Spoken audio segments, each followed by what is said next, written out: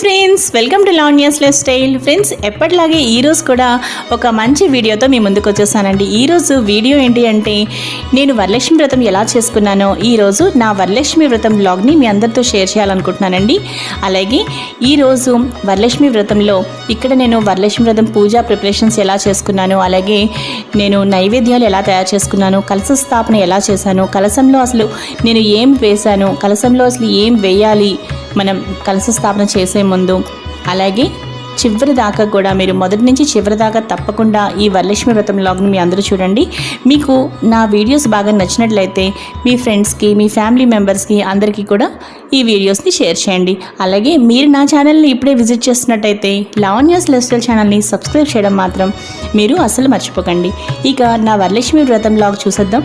ఈ వ్లాగ్లో ఫస్ట్ నా పూజా ప్రిపరేషన్స్, అలాగే తర్వాత నైవేద్యాలు తయారు చేయడం, కలశ స్థాపన అన్నీ వరుసగా చూద్దాం పదండి.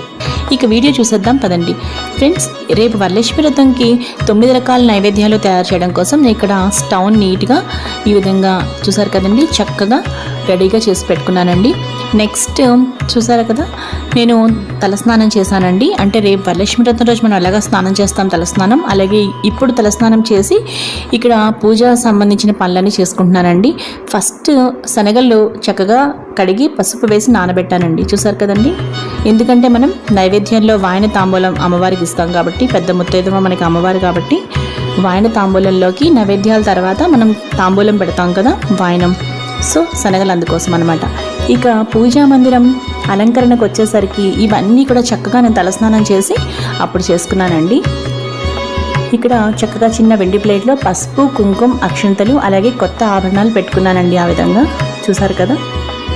అలాగే ఆ పక్కన గంట, అలాగే హారతి చూసారు కదండి. ఇవన్నీ కూడా నేను పూజా సామాగ్రి ఎలా అంటే ఏ విధంగా అరేంజ్ చేసుకున్నానో మీకు చూపిస్తున్నాను.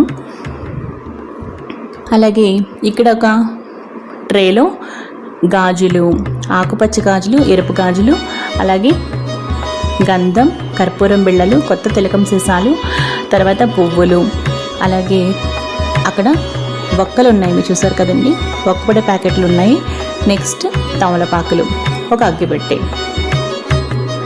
చూసారు కదండి. మొత్తం 1 by 1 మీకు అన్నీ చూపిస్తున్నానండి. ఇక్కడ మొత్తం అన్నీ కూడా ఈ విధంగా పెట్టుకున్నానండి. నెక్స్ట్ మనకి అమ్మవారిని రెడీ చేసుకోవడం కోసం ఇక్కడ ఒక కొబ్బరికాయకి, చక్కటి కొబ్బరికాయకి పసుపు పోసి ఈ విధంగా బొట్టు పెట్టానండి, నామం. తర్వాత చక్కగా కళ్ళు కాటికతోటి, కొత్త కాటిక భరణతోటి కళ్ళు, అలాగే తిలకం సీసాతోటి, కొత్త తిలకం సీసాతో చక్కగా బొట్టు పెట్టి